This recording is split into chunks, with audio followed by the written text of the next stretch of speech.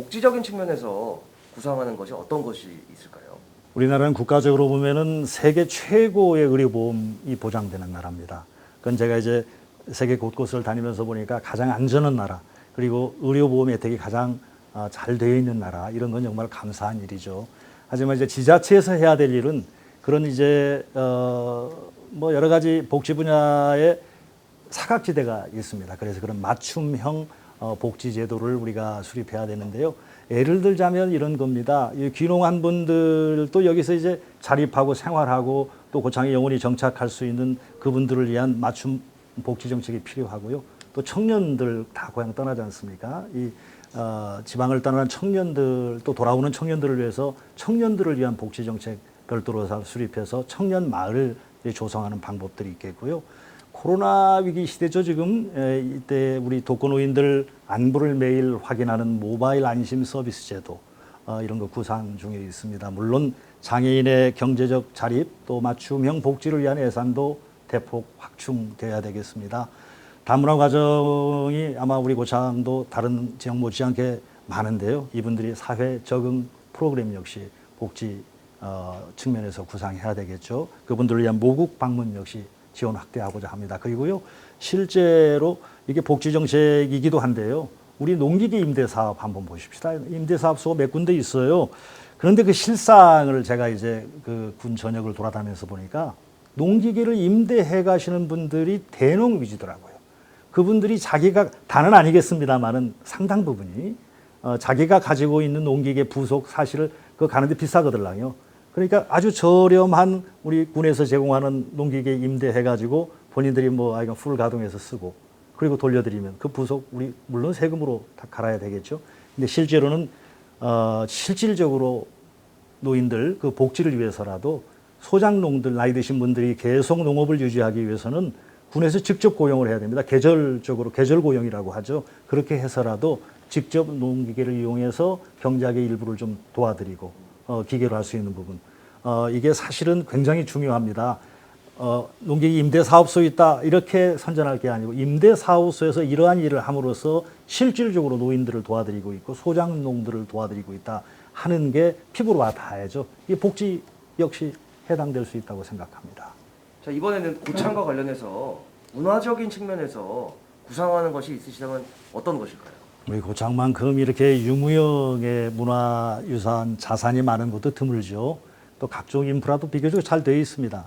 하지만 뭔가 전문화되어 있어야 되고 또 집중화돼야 된다는 게 제 생각입니다. 고창 농악, 람사르 습지, 뭐 판소리, 고창읍성 선운사, 뭐 축제들도 뭐 이에 대비해서 뭐 이에 대응하는 축제들이 굉장히 많습니다. 하지만 축제도 집중화, 전문화 되어야 됩니다.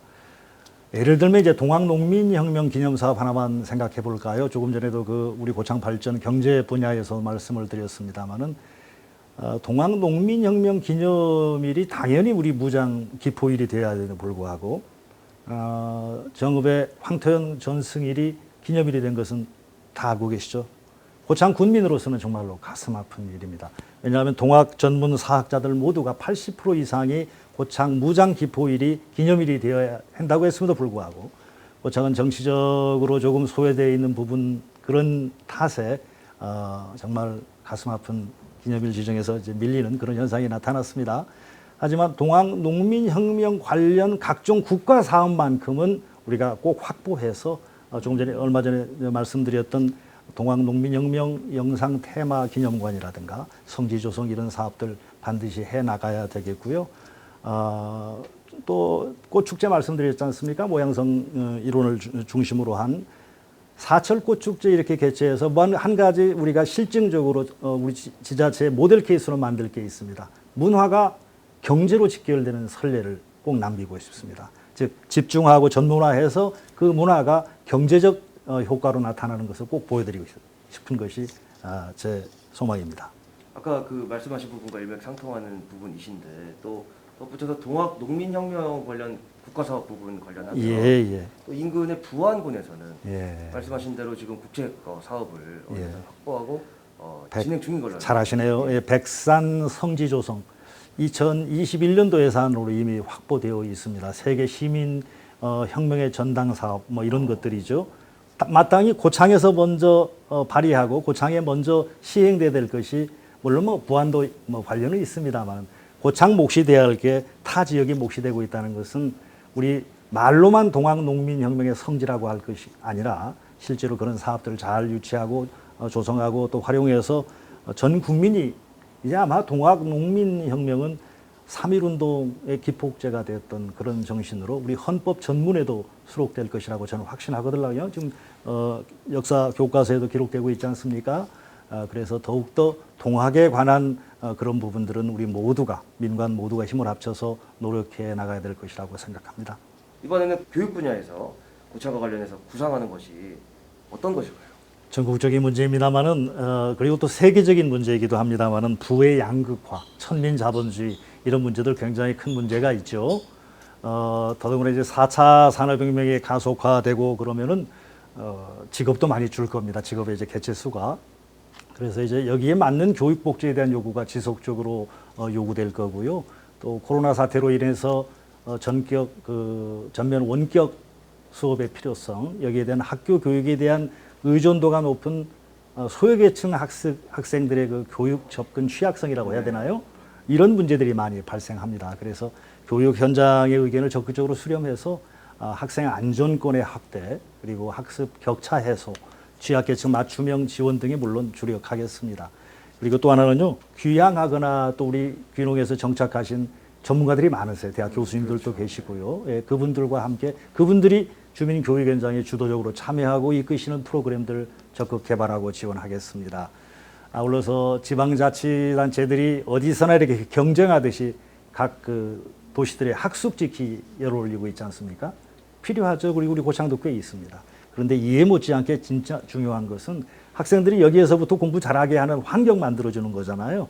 그러기 위해서는 우리 고창에 인재숙을 미리 건립해서 꽤 필요한 사람들이 있어요. 사실 환경이 어려운 분들 계시지 않습니까?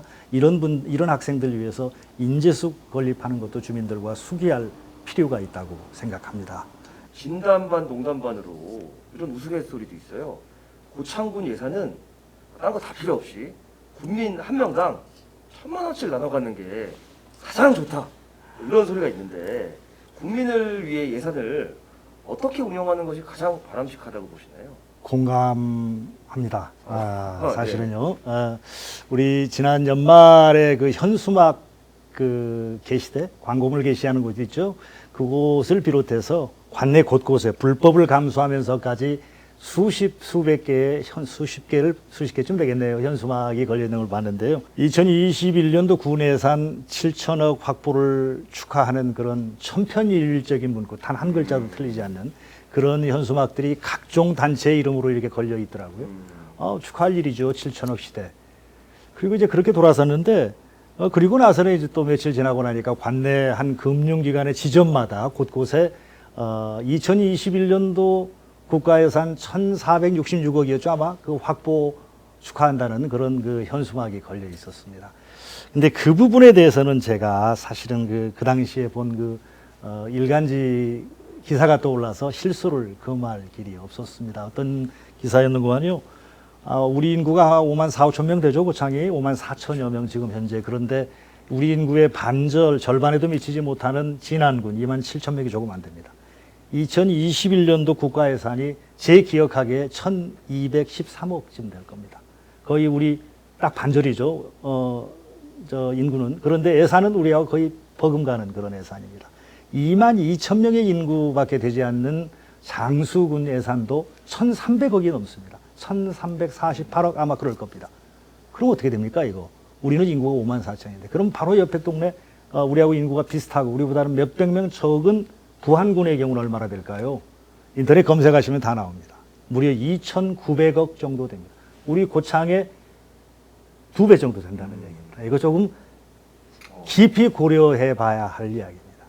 지난 그 민선 6기 때 그 군수님 시절에 군의 부채를 내 기억에 한 300억 넘게 갚았습니다. 그래서 이제 부채 제로의 시대를 열었는데 지금 현재는 또 심원의 염전부지던가요? 그 매입하는 데만 해도 지방세 우리 군에서 200억의 부채를 안게 됐습니다. 즉 우리 군민들의 빚이 늘어난 거죠. 현재는 지방재정교부금도 나름대로 감소해서 군 살림살이가 더욱 팍팍해지고 있다고 들었고요. 그래서 군민들은 골고루 이렇게 수혜가 되지 않으니까 한 사람당 1천만 원 나눠 갖는 게 차라리 낫지 않겠느냐 하는 얘기가 나오는 거죠. 그래서 저는 각종 전시성 행사들 또 축제들 소모성 예산을 과감히 줄여야 합니다. 그리고 군민 소득의 증대 사업 지원하고 코로나로 인해서 타격이 큰 우리 소상공인 지원하는 일, 사회복지 증진하는 일, 문화예술 기반 조성하는 일들, 보편 타당한 군민들 모두에게 돌아갈 수 있는 그 혜택이 돌아갈 수 있는 곳에 적절히 예산을 배분하는 것이 가장 바람직할 거라고 봅니다. 특히나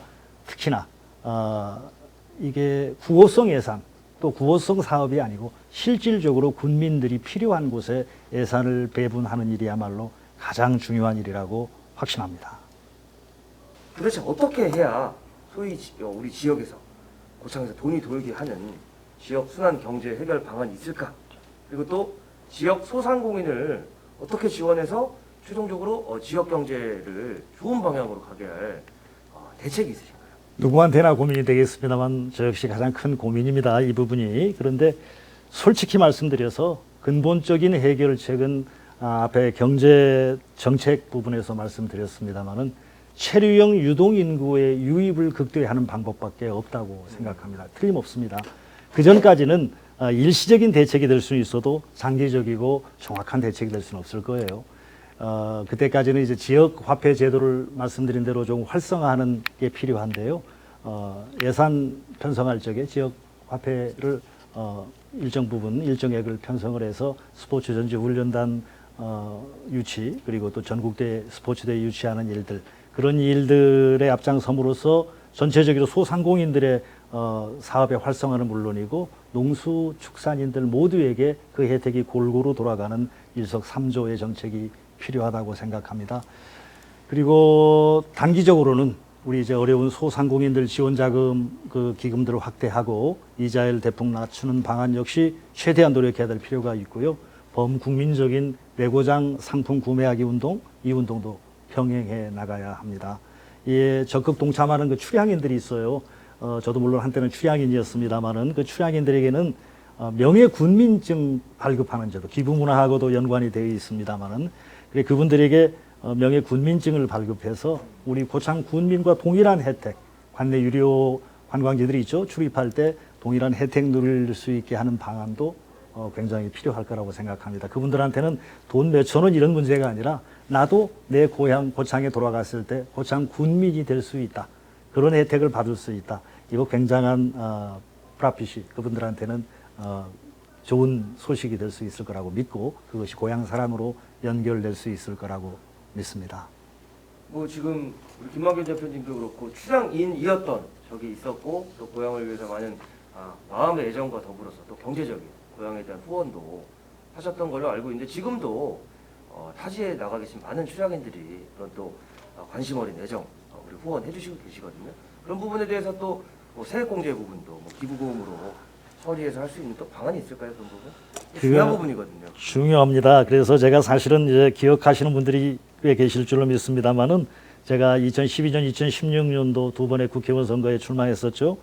그때 제가 기부금, 자기 고향, 지역에 대해서 기부금을 내는 금액에 대해서는 1년에 120만 원 한도 내에서는 세액공제를 해주자는 고향 기부금 소득세 면제 이런 뭐 제하에 정책을 내놓은 적이 있었습니다. 이런 거죠. 고창 군민이 출향인들이 고창군에 기부하는 일정한 돈, 뭐 전체가 다 될 수는 없겠습니다만은 최소한 한 달에 10만 원. 생각해 보면 정치 자금도 한 달에 10만 원씩은 소득세 면제하는 혜택을 주잖아요. 그런 것처럼 고향에 기부하는 돈에 대해서 세액 공제를 해준다면 이것도 굉장한 기폭제가 될 수 있으리라고 생각하고 더불어서 말씀드린 대로 그분들에게 명예 군민증 발급하는 일들이요.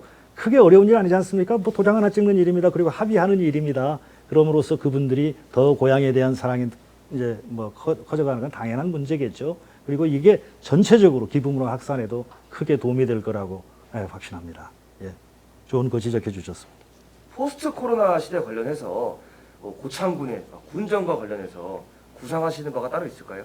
코로나 사태 이제 극복되더라도 자연 환경에 대한 전 국민적 관심은 당연히 이렇게 날이 갈수록 커지겠죠. 또 위기가 기회라는 우리 그런 얘기들 잘 알지 않습니까? 해외여행 가시는 분들이 이제 앞으로 갈수록 국내 여행으로 이렇게 전환될 거예요. 그 수요가. 우리 고창에게는 그 기회가, 큰 기회가 될 거라고 저는 확신합니다. 그래서 그 수요에 대비해서라도 우리 고장의 최대 자산이라고 할 수 있는 청정자연, 이 환경을 잘 보존하는 일에 첫째는 더 일정 관심을 기울여야 되겠죠. 더불어서 일상생활, 교육, 경제, 문화, 스포츠 등의 그 각 분야의 비대면 수요가 비약적으로 늘어날 거예요. 여기에 대한 국민들의 비대면 분야 창업을 적극적으로 지원하고 육성하는 방안을 마련해야 합니다. 그리고 행정 쪽에서도 비대면 시대에 선제 대응하는 행정 업무 체계 개편, 업무 디지털화 등 많이 서둘러야 될 겁니다. 이거 뒤늦으면 역시 큰 위기에 봉착하게 될 겁니다. 제가 말씀드리고 싶은 거 위기는 기회입니다. 우리 고창이 서해안 관광 벨트의 핵심 축이 될 수 있도록 체류용 관광객들이 머물 수 있고 찾을 수 있는 곳. 예를 들면 이런 겁니다. 요즘 요즘이 아닙니다만은 우리 고창의 오랜 수건이었죠. 옛날에는 부창대교 그랬습니다만은 이제는 그렇죠. 노을대교, 부안과 고창을 잇는 그 교량 이 건설 작업이 곧 제가 볼 적에는 착수하게 될 거고 또 착수하게 되기를 원합니다. 그런데 문제는 우리가 한번 생각해 보셔야 됩니다. 하드웨어라고 할 수 있겠죠. 교량 건설은 소프트웨어가 부족하다면, 즉 그분들이 그냥 스쳐 지나가는 고창이 돼버린다면, 광주에서 오는 분들이 부안으로 넘어가고 부안에서 오는 분들이 영광이나 고창을 이제 패싱해가지고 영광이나 광주로 가버린다면 노을대교 건설은 우리에게는 악재 중의 악재, 재앙이 될 수도 있다는 얘기입니다. 그러기 위해서 그런 일들을 이제 방지하기 위해서 또 노을대교가 건설됨으로 인해서 정말 우리 고창에 큰 이득을 이득되는 방안을 마련하기 위해서 그러기 위해서는 누가 뭐라 해도 체류용 관광의 명승지가 될 수 있는 그런 기반이 돼야 된다고 생각합니다. 거기 위해서는 숙박시설도 많이 이제 개발하고 유스호스텔이나 그런 중소형으로 해야 됩니다. 대형보다는 그렇게 해야 되고 거기에 맞는 여러 가지 체류형 관광지로서의 그 소프트웨어를 많이 개발해야 된다고 생각합니다. 굉장히 시급하고 중요한 일입니다. 과거에는 이제 소위 부창대교라고 불렸는데 이제는 노을대교죠. 그렇죠. 고창과 부안, 부안과 고창을 연결짓는 다리, 양 국민들의 수건 중에 하나였는데 지금 말씀하신 것 들으면 이런 비유가 적절할지 모르겠지만 우리 죽 써서 개 준다 이런 말이 있는데 다리 지어서 다른 지역 좋게만 하는 거는 막아야 되지 않겠느냐. 반드시 우리 고창에도 그 수혜를 봐야 되지 않겠느냐. 이런 부분 잘 준비하겠다. 이렇게 이해해도 될까요? 틀림없이 정확하게 표현해 주셨습니다. 꼭 그렇게 해야 합니다. 그렇지 않다면은 그 우리의 오랜 수건 사업이 우리에게는 아무런 득이 되지 않는 일이 된다면은 정말 가슴 아픈 일이죠. 예. 그래서 제가 말씀드린 대로 유동인구 유입의 극대화, 체류형 관광지로서의 우리 고창의 특화 이런 부분들이 꼭 필요하고 제가 반드시 해내겠다는 말씀 드리는 바입니다.